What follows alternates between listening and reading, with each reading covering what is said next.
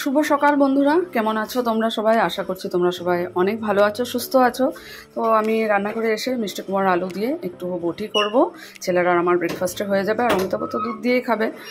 আর এদিকে আজকে সকাল থেকে দেখলাম আবার বৃষ্টি শুরু হয়েছে। দুদিন বেশ ভালো রোদ দিয়েছিল, কিন্তু আবার ওয়েদারটা কেমন করে দিল।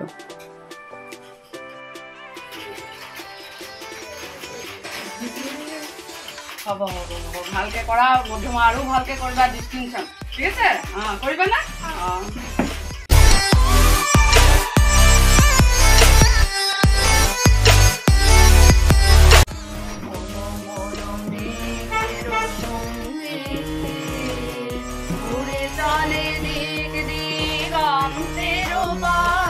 প্রজ্বলিতা আমার জন্য মিষ্টি এনেছে, এত ভালো মানে রেজাল্ট হয়েছে। তো আর এই দেখো মিষ্টি কুমড়োর আলু দিয়ে তরকারি হয়ে গেছে। এখন আমরা ব্রেকফাস্টটা করে প্রচলিতার ক্লাসটা করে, আর আমি তো রেডি হয়ে গেছি, তারপরে যাবো ক্লাসে। অমিতাভর আর ছেলেরও ব্রেকফাস্টটা রেডি করে দিচ্ছি।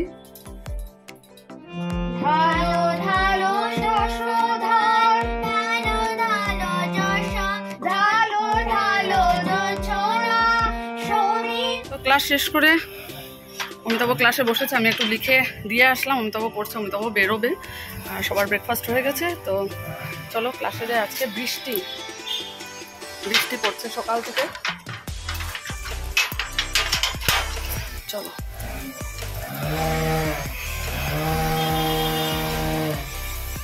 চলো ভাল লাগলো, প্রজ্বলিতা মিষ্টি এনেছে। মানে সত্যি স্টুডেন্ট এরকম ভালো রেজাল্ট করলে ওদের তরফ থেকে এই যে এটাই পাওনা, মানে সত্যি। চলো, তো সানডে মিউজিক ক্লাস শেষ হলো, আর আজকে যে ছেলেও এসেছিল, তো এখন একসাথে যাবো আমরা। বাড়ি এসে বসলাম, আর অটো থেকে নেমে রূপেশের দোকান থেকে একটু কিছু জিনিস নেওয়ার ছিল, মানে আনার ছিল, সেগুলো আনলাম। আর সাথে এই বাটার বিস্কুটটা আনলাম, বললো এটা নিয়ে যাও, ভালো লাগবে।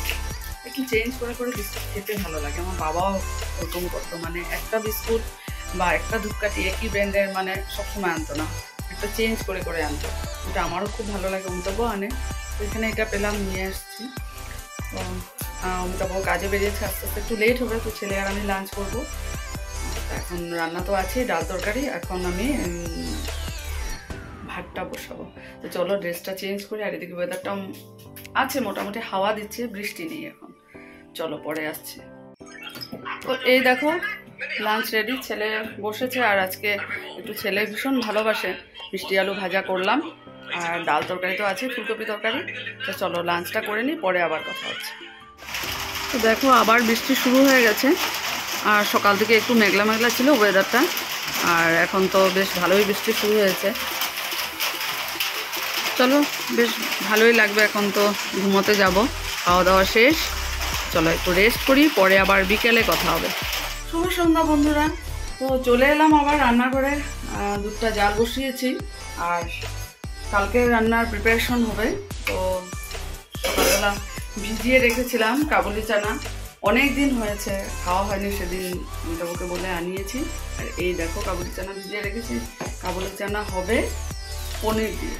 তো এই দেখো ছেলে এনেছে পনির, আর ছেলেকে পনির আনতে পাঠিয়েছিলাম। ওই যে চকলেট আনলো, তারপর এই যে আমুল তাজা এনেছে, আর দুটো এটা কি জানি কলকাতা চানাচুর দুটো এনেছে, নামটা মনে আসছিল না। চলো এই দেখো, আগে তো বয়েল করতে হবে। নুন দিলাম আর একটু চিনি দিয়ে দিলাম, টেস্টটা ভালো হয়। তো এই দেখো চা বানিয়ে এনেছি, আর অমিতাভ একটু বাইরে গেছিল, এই যে সিঙ্গারা এনেছে।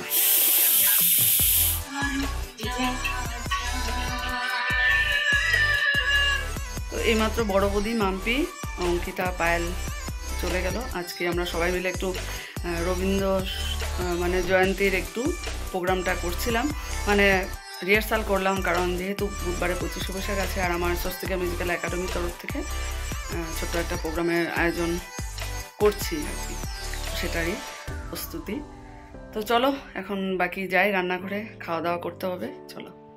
তো এই দেখো কাবুলি চানা পনির দিয়ে, আর এখানে ভাত করেছি।